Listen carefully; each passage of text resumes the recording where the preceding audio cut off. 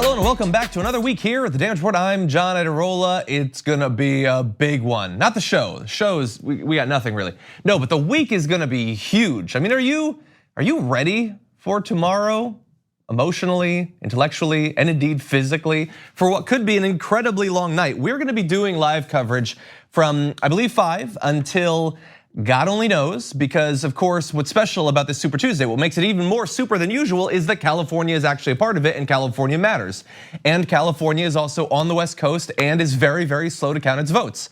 And so we're expecting it's gonna be a long day and a super consequential one too. If you care what happens in this Democratic primary, this might be the determining factor of whether we have a nominee going to the convention or not. Who that nominee is likely to be determined tomorrow. So we're gonna be giving you a little bit later on the show a few little news updates that might influence how Super Tuesday plays out, but that's the big show, and so we're definitely getting ready for it. And you can expect that later on today, when Anna Kasparian returns and leads the main show, we're gonna be talking about quite a bit of what's gonna be affecting Super Tuesday there as well. But on this show, what you can expect is we've got 3 guests gonna be joining us. We've got a candidate. We've got Nomiki Konst back in the studio to talk about her new podcast. We've got an author. We don't often get to talk about to fiction authors, but very interesting book we're gonna profile. As well as we're gonna bid adieu to one of the presidential candidates that have been around since just about the very beginning. All that is later on. Let's start off with some important news updates. Coronavirus continues to develop and spread around the world, although there are some signs of hope, which we're going to get to. Now, you should know, before we get to the hope, that it has now spread to every continent except Antarctica. We'll see if that ends up happening. It's infected nearly 90,000 people and killed more than 3,000. So that number does continue to go up. It is currently lower than some of the other pandemics that we've seen. Ebola back in 2014 killed more people internationally, but this is spreading, so we will have to see. Now, in the United States, on Friday, there were 65 cases and no known deaths here in the US. Now, tragically, over the course of the weekend, a single hospital in Washington State reported 2 deaths, the makings of a cluster there, and the total number of cases nationwide jumped 35% to 88. Now, as you might have seen, both of the individuals who died at that Washington hospital did have underlying health issues that are believed to exacerbate coronavirus if it is found. We know that certain demographics are far more likely, tragically, to die if they contract the virus than younger, more healthier individuals. But we entered the weekend with no one having died, and we unfortunately did not leave the weekend in that same way. And so perhaps this is where it will end, but we do have to be ready for the possibility that that will not be the case. Now let's zoom out. Worldwide situation of coronavirus. You can see a map here that's being constantly updated by the New York Times, and you can see there that we have the 88 cases now in the US. Significant percentage in Canada, 22, especially considering their far larger population there. But it is throughout the hemisphere, in Mexico and in Brazil, some other countries there in South America as well. And then on through Europe, Middle East, and Asia as well. Some very large clusters of cases too. For instance, Italy, which now has more than 1,600 confirmed cases. Iran, 1,500 with 66 deaths. Travelers from both countries appear to have spread the virus to other nations in the Middle East and Europe. Elsewhere, Indonesia, one of the few large nations thought to be free of the virus, said today that it had 2 confirmed cases, while others were reported from Australia to India to Portugal. And so there is bad news. The first deaths in the United States, explosions of cases in Italy and Iran, and some countries that had been free through several months of the spread of the disease internationally, now having their first cases. And some of the countries that already were pretty hard hit by the disease, the numbers are still fairly large, or very large, I should say. South Korea has 599 new cases, bringing its total to over 4,300 with 22 deaths. In China, the number of new cases was 202, bringing its total to over 80,000, including over 2,900 deaths. Now, that It's difficult to see how any of that can be considered good news, but you have probably heard the beginnings of the people almost don't want to say it out loud, but the possibility that in China that the rapid expansion of new cases has slowed. And so only a few hundred new cases being reported over the past couple of days is actually considered a great deal of progress there in China, where in some cases in a 24-hour period, you had an explosion of many thousands of cases. That might be ending. But of course, until we're free of the disease entirely, we can't say for sure. We don't have necessarily the most sophisticated treatments possible like we do for some other diseases, and we certainly don't have a vaccine. And so we very much are not out of the danger zone there, but at least in China, by far the hardest hit country, there is some good news potentially. We will see in the United States, it's possible that those 2 deaths will be the last. But we do also know that some areas, even in the United States, are now seeing the spread.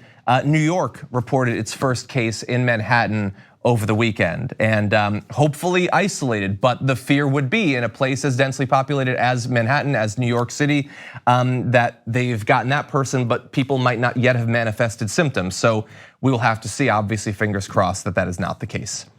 Now with that, why don't we turn from what I would say is a serious assessment of the actual state of the spread of the virus to right-wing propagandizing around it. Mike Pence is the man who's been put in charge nationally of protecting us from the spread of coronavirus, and he was recently interviewed by Jake Tapper, and one of the topics that was brought up was the partisanship around this topic, the attacks involving coronavirus.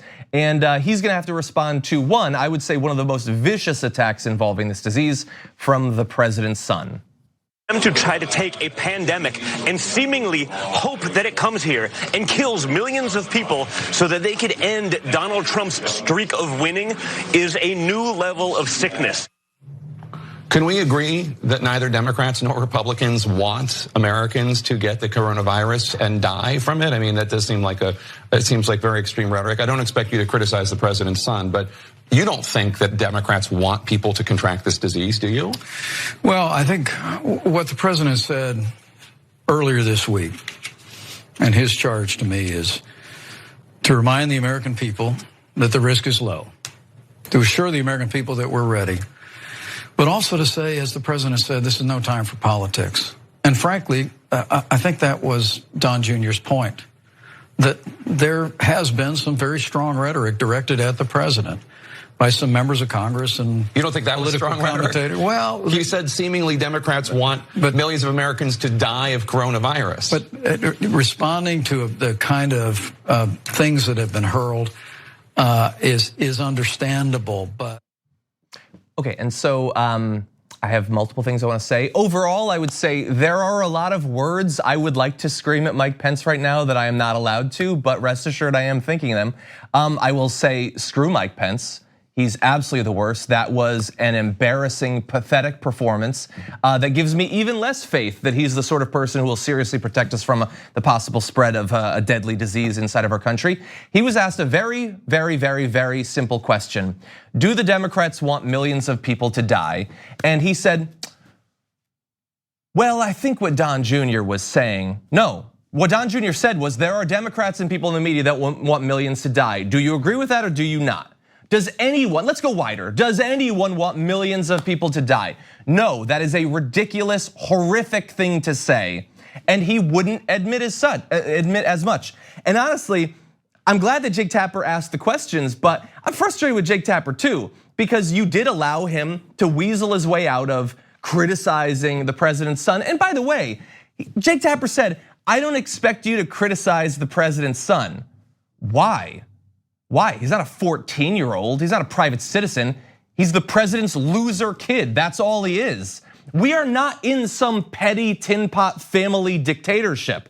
We're in what is supposed to be a democratic republic, where simply being related to someone by blood doesn't give you any sort of protection from criticism, particularly when you say something as bloodthirsty and bombastic and insane as Democrats want millions of people to die.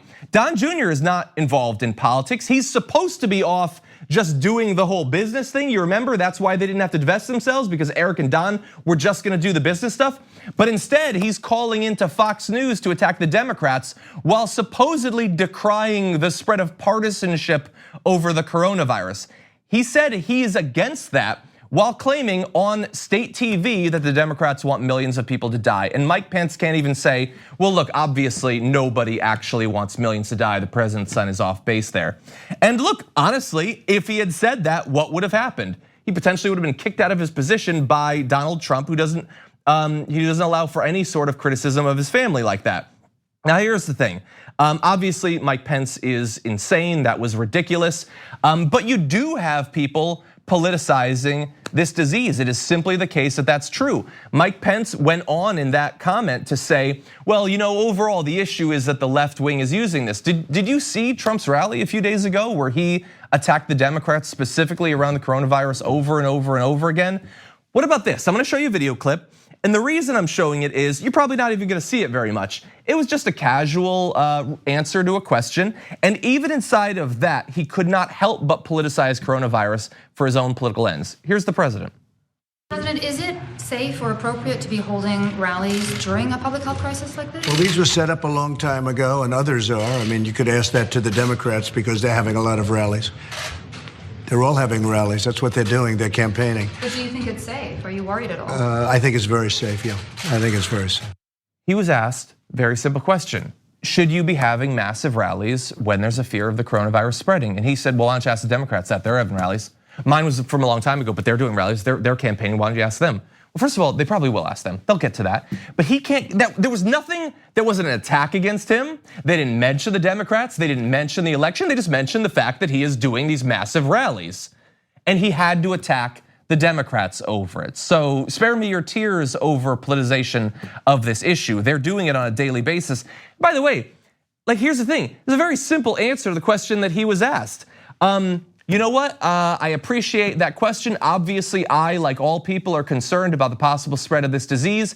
And I'm going to say that while we do have to take all the proper and necessary precautions to make sure that people don't come down with coronavirus, at the same time, we do have to have a sober, reasonable view of what's happening. And while there have been cases in the United States, it is still extremely rare. And I, as president, don't want people to feel like they can't go about their lives. And so until we know otherwise, yes, we're gonna proceed with our rallies. We're gonna make sure that people are safe there. But as of right now, I feel like it is safe for you to go to malls, to go to ball games, to do all of those things. I don't want America to grind to a halt just because some people have unfortunately been struck with a terrible disease that we're doing everything we can to respond to.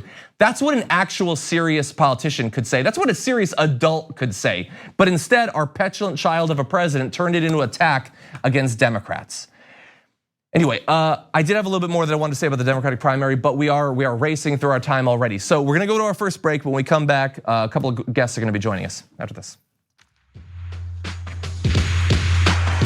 We need to talk about a relatively new show called the Republic, or UNFTR. As a Young Turks fan, you already know that the government, the media, and corporations are constantly peddling lies that serve the interests of the rich and powerful. But now there's a podcast dedicated to unraveling those lies, debunking the conventional wisdom. In each episode of the Republic, or UNFTR, the host delves into a different historical episode or topic that's generally misunderstood or purposely obfuscated by the so-called powers that be, featuring in-depth research, razor-sharp commentary, and just the right amount of vulgarity. The UNFTR podcast takes a sledgehammer to what you thought you knew about some of the nation's most sacred historical cows. But don't just take my word for it. The New York Times described UNFTR as consistently compelling and educational, aiming to challenge conventional wisdom and upend the historical narratives that were taught in school. For as the great philosopher Yoda once put it, you must unlearn what you have learned. And that's true whether you're in Jedi training or you're uprooting and exposing all the propaganda and disinformation you've been fed over the course of your lifetime. So search for UNFTR in your podcast app today and get ready to get informed, angered, and entertained all at the same time.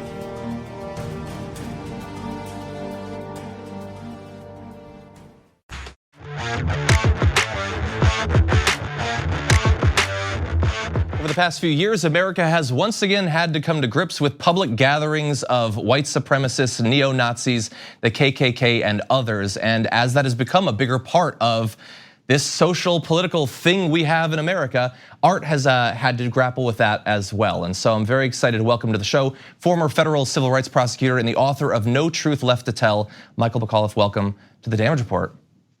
Hi, John.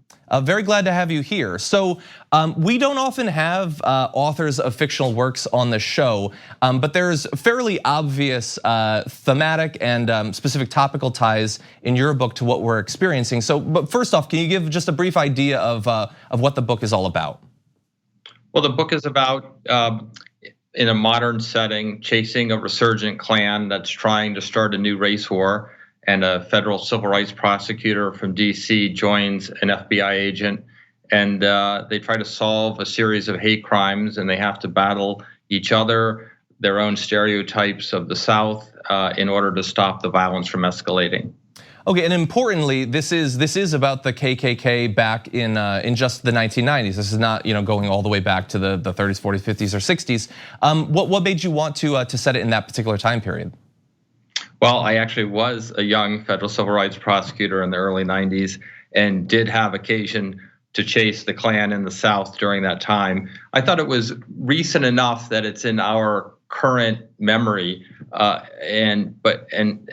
not today, not contemporaneous. I wanted it to be a little bit of distance from our contemporary discussions, but still relevant in terms of time frame. And we happen to notice that in the book summary, it's described as a timely legal thriller. Now, obviously, it's set back in the 90s, but as you allude to there, this is something that we're talking about. So tell me a little bit about that. I mean, obviously, it is a work of fiction, it is an artistic work, but to what extent were you sort of attempting to provide commentary on what we're currently grappling with? I think I wanted it to be an entertaining story, a fictional story, but be relevant and resonate to today's issues. I hope we'll find out whether we've been successful in that attempt. Race and power, police misconduct, our notions of criminal justice, truth, how we exact confessions from subjects, folks that we all agree, people who committed crimes, but there are rules regarding how you hold them accountable. And so all those are the underlying themes of the novel. And I think they're as relevant today as they were 10 years ago, 50 years ago. And I can imagine people coming from a variety of different walks of life tackling this sort of material. You come at it from, as you alluded to, you had a version of this life yourself back in the 90s. You are a former federal civil rights prosecutor. So what do you think that brings to the book?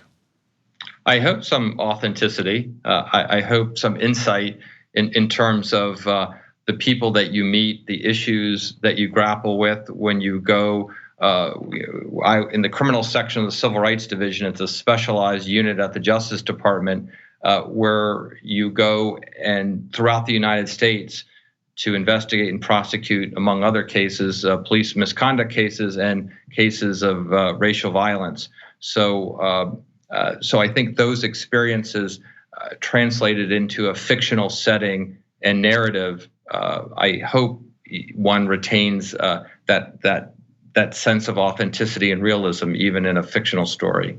And so there's a couple of things I'd like to find out about. I mean, I know it might be a little bit preemptive. The book comes out tomorrow, but I'm curious. You're writing a book about the resurgence of the KKK, which is an actual serious concern.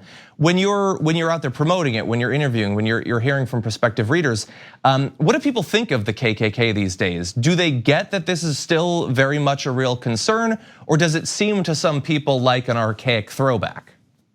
I think the folks who are likely to be readers of the book are pre-sensitized to the fact that racial violence is still very much a part of our American culture, unfortunately, and that we need to be vigilant in how we deal with extremists. Now, part of the underlying theme of the book is that the sinners have the same rights as the saints among us, and that the process that we use to hold the extremist accountable makes a difference, because that's what helps us be different. That's helps us define what we are as America. And I guess a similar sort of area I've noticed over the past few years, artistic works that dabble in this area, that provide commentary on the sort of rise of very public white supremacy. I can think of like the Wolfenstein series of video games received a lot of pushback for their negative portrayal of Nazis. There was one of the Far Cry games had a sort of religious white supremacist cult. There was a lot of controversy around that. The movie The Hunt actually got pulled because it was considered to have this political viewpoint. Did you have, as you were working on this, did you have any sort of fears that there might be a sensitivity on the part of the publisher possibly, that you might offend people by portraying the KKK and all of that? I really didn't. We'll see. You'll see if there's any pushback from an unexpected quarter. I don't portray the Klan in any way as positively. I do portray the Constitution and the protections and the criminal justice system that doesn't distinguish between favorable and unfavorable, sympathetic and unsympathetic. That's not to say, and the book is all about how you do actually hold extremists accountable when they cross the line and hurt other people. But we have these set of rules, both in the Constitution and in our criminal justice system, that we do it fairly and that we respect the rights of everyone, even when it's really difficult to do that, and even when it comes at a cost. Yeah, and for all the reasons that you've alluded to, it's obviously a very timely topic that our country is dealing with right now. Michael McAuliffe, thank you for joining us. The book is No Truth Left to Tell, and it's available tomorrow. We really appreciate you joining us on the show today. Thank you, John. Thank you. We're gonna take a short break, but we've got a guest in studio after this.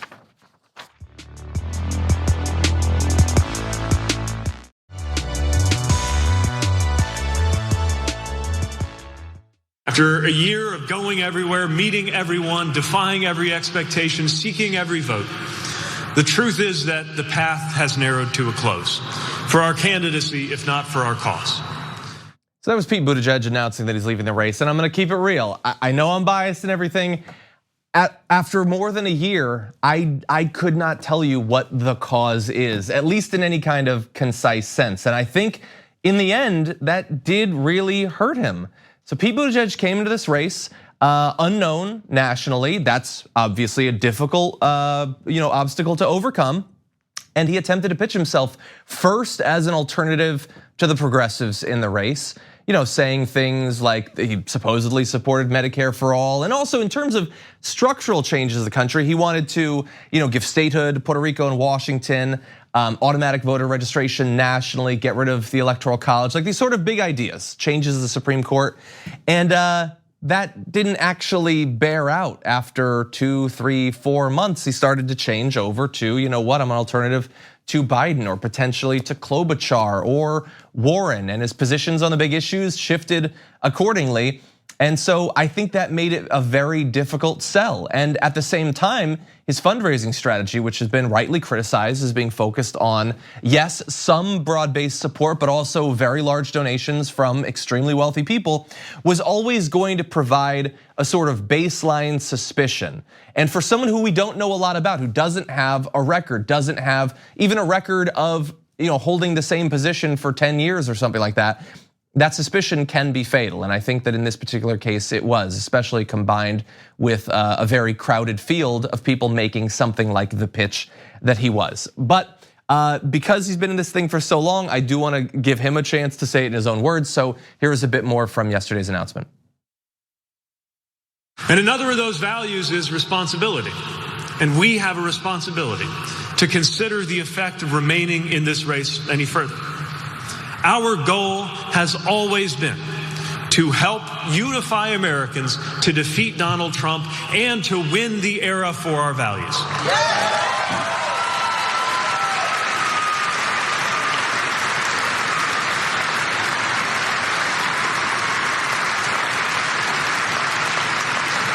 And so we must recognize that at this point in the race, the best way to keep faith with those goals and ideals is to step aside and help bring our party and our country together. So tonight, I am making the difficult decision to suspend my campaign for the presidency. And so with that, he is out. And look, I will give credit to any candidate who looks, at the states that'll come, the elections that'll come, the polls that we can see, and knows that there's no chance. Not necessarily in all of their cases 100% credit, because they might not be dropping out because they don't think they have a chance, but because it is designed to benefit someone else. And I'll get to that in just a second. But like when Tom Steyer dropped out, about a day earlier, he wasn't going to become president. He certainly wasn't going to get the most delegates. He wasn't going to win a single state. And if you, like Pete Buttigieg, if you see that, it is, I think, insulting in general, but also especially to your supporters to continue to run, to ask them to spend time, energy, and in many cases, money as well, asking for them to donate to a cause that can't succeed. Now, a lot of politicians still do that. They stay in far longer than they should, and why not? They're being paid to fly around the country giving speeches, raising their profile, and making it likely that they'll be able to get speaking engagements, possibly a position on a cable news channel, sell a book, that sort of thing.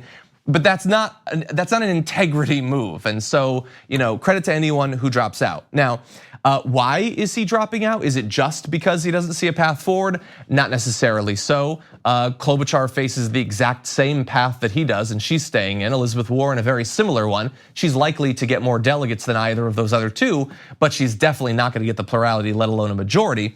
But let's see if we can figure it out, because he did have a little bit more to say in his remarks, and he's not naming any particular candidates here, but I think we can understand the subtext. Today, I am more and more convinced that the only way we will defeat Trump and Trumpism is with a new politics that gathers people together. We need leadership to heal a divided nation, not drive us further apart. We need a broad-based agenda that can truly deliver for the American people, not one that gets lost in ideology. Okay, so I feel fairly confident in saying that was about Bernie Sanders, I think. I don't think I'm being crazy and biased when I say that. And let me just reiterate, again, he's out. Maybe it's unnecessary to punch someone in the back as they walk out of the room. But I don't know what this new politics thing means. I don't know what healing the nation means when he says it. When I could say it and mean something, I would probably want to give you a little bit more details. But when he uses those phrases, it's like, dude, I get it. I loved Barack Obama's speeches too, but that's not the whole thing. Oh, we're getting breaking news? Okay, we'll turn to that in just a second. Thank you, Skip. That's the magic of live TV. Pete Buttigieg will not be alone for long because while I do have a little bit more on him, apparently Klobuchar has dropped out as well. Live update here on the Damage Report. And look, as much as I love attacking Buttigieg, throwing him under the bus. If you watch this show for a long time, you know that I love throwing myself under the bus even more. I didn't predict that either of them will drop out. It really did seem like they were gonna stick around as long as possible to make the case for themselves at a contested convention that they should be the one. They're not doing that, so uncredit to me for a bad prediction. But we can also learn quite a bit from the timing of these dropouts. Tom Steyer, I think, is a separate case, but Buttigieg and now Klobuchar, if they are dropping out, it is a combination of knowing that they're not gonna be president, not wanting to look absolutely horrible on Super Tuesday, especially if they're planning to run again in the future, and protecting Joe Biden and giving him a better chance of winning. Now, he needs all the delegates he can if he's going to go against Bernie Sanders, make a real show of it. This will help a little bit. Although honestly, looking ahead to the Super Tuesday states, I don't know what states.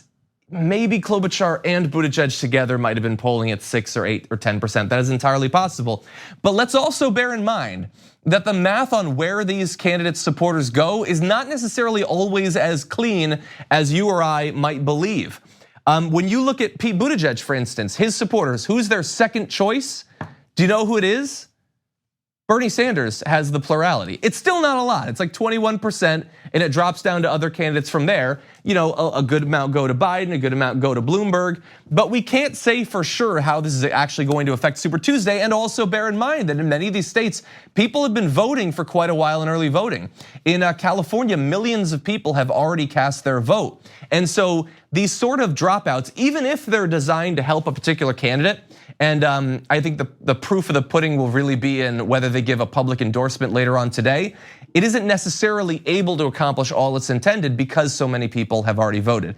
Now, I will say to the effect of the point I just said a second ago, CBS News' Ed O'Keefe said, Pete Buttigieg and Joe Biden have spoken by telephone in the wake of the former mayor's decision to end his presidential bid. Two people familiar with the call tell him and another reporter. No word yet on whether an endorsement is forthcoming, although it is not difficult to imagine that that might in fact come.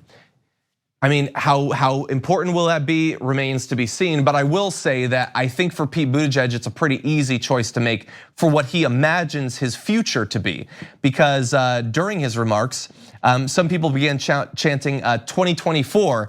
And if you think there is a chance in hell he's not already planning his next presidential run, you're crazy. You are simply crazy. So whatever he does, sure, it might be designed to help one candidate or another now. But a lot like Ted Cruz, it is about the long game, at least for him. I can't say for Klobuchar if she wants to engage in this again. But Pete Buttigieg, he is a condensed ball of ambition and entitlement. And so he will definitely be running again. Now, one last thing.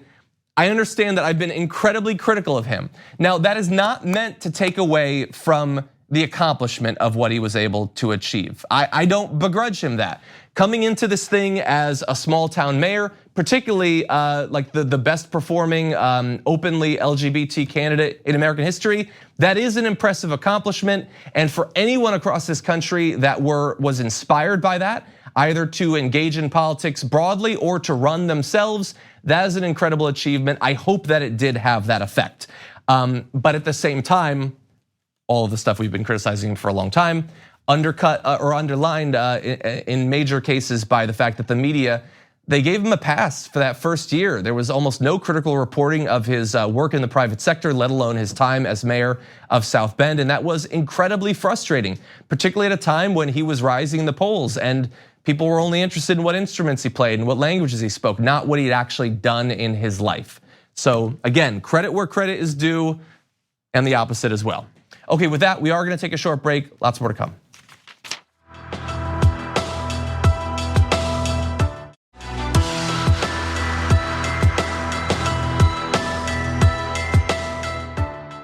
Joining us now is a candidate for Senate in the state of Colorado, Diana Bray. Welcome to the Damage Report. Thank you so much. Glad to have you here. I'm very interested to have you introduce yourself to your audience so we can talk about your platform. What's your background? What do you bring into this race? So I'm a clinical psychologist and I'm a mom of 4, and I've actually been working in climate activism for 10 years. And I decided to get into this race because I didn't see others who had been working in climate or understood the gravity of the climate emergency. And my husband and I were in Australia with our 4 kids, and we saw that there was a move to basically dredge a harbor in order to build 3 liquefied natural gas plants, which they did on the Great Barrier Reef. And they actually dumped the spoil there, came back to Colorado and realized that we had become a petro state with 65,000 oil and gas wells, and we now have a F rating with the American Lung Association. Wow. We're sort of punching above our weight with damage. Well, I'm perfectly happy to start at the climate crisis and dealing with that. So in terms of your activism, tell me a little bit, how have things changed over the past 10 years? I mean, back 10 years ago, there weren't as many people or organizations talking about it. Now it is a high profile issue. So tell me a little bit about that evolution. Well, honestly, we used to go and protest, and we'd act like an oil spill or something, and there'd be 10 of us essentially protesting and trying to bring attention to what was going on. And literally, there would be 10 of us, say, protesting in front of the former governor's mansion, John Hickenlooper, and half of them would be my own kids. The change that I see is now that there's a huge amount of progressive energy, and people are understanding the enormity of the crisis, the existential crisis of our time. And that is the major difference. How do you wrap your mind around 85,000 koalas being burnt to death? How do you wrap your mind around people having to walk into billabongs and lakes and rivers and the ocean to escape fire? The droughts, the hurricanes, all of these are increasing, and people are finally aware that we have to do something. And it's the existential crisis of our time, but also there's going to be 200 million to 1 billion climate refugees. Mm-hmm. And that's going to be a destabilizing force everywhere. So people have finally become interested. Where we used to be in the minority, now people are interested. So tell me about your plan. If you make it into office, what would you like to do to help address this climate crisis? Well, first, we absolutely have to stop subsidizing oil and gas industry. That's the first thing. Secondly, we have to stop exporting fossil fuels, and we also have to stop drilling on public lands. There are so many measures that the federal government could take that they're not taking, and it was incredibly disappointing to me in 2018 when our 4 Democratic gubernatorial candidates did not support a move to keep fracking out of our backyards. When you have candidates and electeds, Democrats, who are not interested in supporting these measures to regulate fracking and industrial activity, it's a real problem. And so we have to get more candidates in, more representatives who are not beholden to the oil and gas industry, who are not interested in trying to support or bolster that, and are not interested in bolstering this corporate stranglehold that is now present. And it's not just oil and gas. If you are somebody who supports the NRA or Big Pharma, you are supporting the GOP and their methods for sort of trying to make money and essentially have this greedy kind of business model that is not working for many of our people on the planet. And it is sort of this irony that the most vulnerable people are going to be more impacted, and the rich are literally going to be scrambling on top of each other and trying to get literally to high ground to try to escape climate disaster. What we see with the coronavirus and with other infectious diseases, those are going to be increasing. And so I am also proposing and promoting a Medicare for all, because that is a system that I think will work for everyone in a way that our current system does not. And so I'm curious, 2 of the potential opponents, one current, one possibly future. Inside of the primary, you have John Hickenlooper, and you are running to potentially go up against Cory Gardner, the GOP incumbent, on these big issues which are focusing on your platform. Dealing with the climate crisis, Medicare for all. What's the distinction between you and those 2 opponents of yours? Well, we couldn't be more different, honestly. John Hickenlooper did more than anyone, I think, else in this entire state for 8 years to try to promote oil and gas. And he actually sued counties and cities that tried to ban fracking. And what I think is extreme is the fact that many people are willing to tolerate people and families, kids getting sick, people who are having bloody noses and respiratory illnesses. That's what's extreme.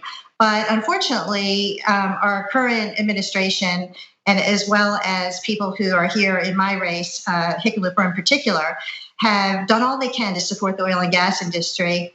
And we now have a situation where we are having tremendous health impacts. I mean, these chemicals are carcinogens, they're endocrine disruptors, they're neurotoxins, and these are doing great harm to us. So there's the local impacts, and I think it's unforgivable what John Hickenlooper fostered in this state, because he hasn't been, and I think he's out of touch, frankly, with people. I think that that we're going to find out tomorrow. I believe that Bernie is going to win this state, and that he's going to do very well tomorrow all over the country in Super Tuesday. But I don't believe that John Hickenlooper has vision for the future. And there are 10 of us in this race. There are some very progressive women, but we are bringing a completely different idea to this race in terms of where we're going. We have progressive energy, and I'm the only person who's actually worked in climate, and it has been incredibly devastating to me personally. It's been my obsession to be focusing on this for 10 years, and there just hasn't been that much interest among centrist Democrats or Republicans, of course. So I'm trying to bring change, and I think that we're going to have an opportunity this time around, because there is so much progressive vision. And I think most people are now saying, no, we don't want that archaic way of digging fossil fuels out of the land and burning them. That's past. That time is past, and we need to move on to renewable energy and a just transition. Okay, Diana Bray, thank you once again for joining us. Really appreciate it. Thank you so much. Really appreciate it. We're gonna take one last break here at the Damage Report and then close out with a little bit more for you.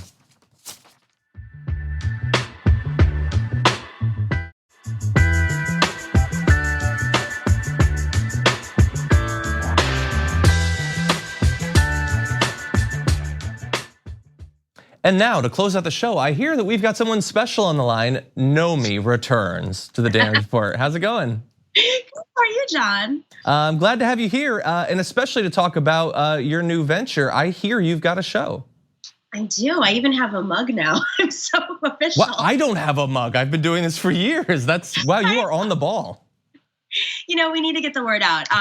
We launched a show a little over a month ago, and as it's the season, so people want to learn about what's happening with the Democratic Party primaries. So we're growing pretty steadily on YouTube and Patreon at the Nomiki Show. We're very excited because the goal of the show is to really pull back the curtain of the process, what's happening in the Democratic Party primary, how the DNC works, how all of these like grifty organizations that support the status quo work, and of course, what's the deal with superdelegates? Because I had to go through the torture of being part of this process. I might as well be a service to the universe, the progressive universe. Yeah, and also as a voice who can accurately describe what that process was like and not look back on it and pitch it as something that it was not, which we've seen a lot of over the past few days. So for people who haven't yet watched the show, what's the format? Where can they find it? How often does it come out? So we do a full-length show once a week. And it's a more evergreen show. So I like to uncover some part of the democratic process in my opening. And then I'll usually have one or two guests on. One is a deeper dive on a specific topic. And then maybe the other is a follow the money type of segment. That show comes out on Patreon first every single weekend on Saturday. So if you're a patron, if you want to be a patron, go to patreon.com/the Nomiki Show. And then we post it on YouTube. And then during the week, I will just do pickup interviews because as much as I wanted this to be a once a week show, I can't fight it. So I do these pickup interviews and I'll do live commentary. Like I'm going to do live commentary today at 5:30 p.m. Eastern on the breaking news of Amy Klobuchar getting out of the race, as well as Pete and what that means. And it's pretty simple. You can go to YouTube, look for the Nomiki Konst. That show is going to be on there, and then Patreon is where you help us survive.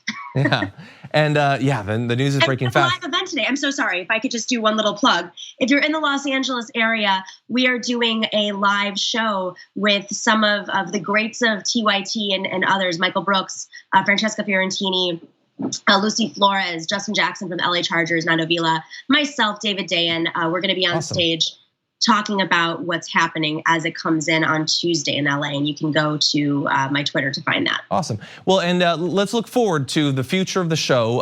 Who are some of the people that you're planning to bring on? Who are some of your dream gets for your podcast? Who would you like to break down the news with? So I actually reached out to Noam Chomsky in the fall when I was in Tucson visiting my family for the holidays. And I'm going to be going out in person to Tucson, Arizona, where he teaches. I went to University of Arizona. He teaches there. It's kind of exciting. So I'll be doing a sit down with him. That I think is my dream. Like, the dinner that I want, it would be with like Noam Chomsky, and it's happening. So that's exciting. And I think coming up, you're going to see more conversations with people that you may not necessarily know, but have a lot of power over the Democratic Party process. I'll be going into, calling up superdelegates and having them come on the show. Maybe a little bit more behind the scenes stuff, but I think it's important and it's what people crave. In terms of dream guests, I mean, I'm a woman of the.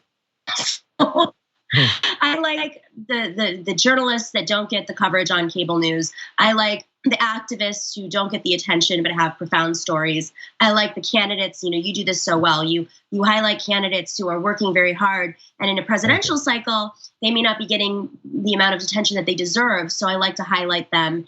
And, and I like to bring fresh faces on that are doing great work, like Sam Finkelstein, who's our contributor for Follow the Money. Exactly. Well, obviously a lot to look forward to. I hope that people check it out. And, maybe we can touch base in a couple of weeks and talk a little bit more about the show. But for now, Nomi, thank you so much for joining us. Really appreciate it. Thank you, John. I appreciate it. Thank you, and best of luck.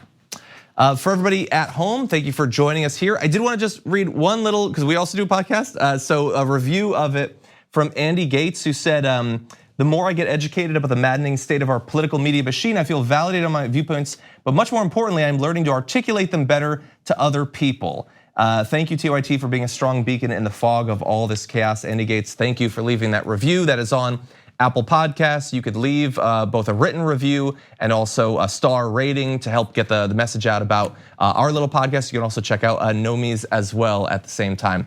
So thank you for joining us for this episode.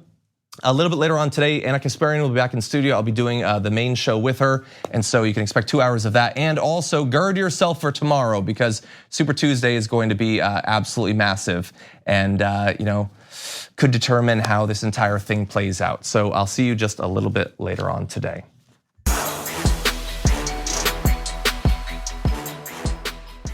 Thanks for listening to the full episode of The Damage Report. Support our work, listen ad-free, access members-only bonus content, and more by subscribing to Apple Podcasts at apple.co/TYT. I'm your host, John Adarola. I'll see you soon.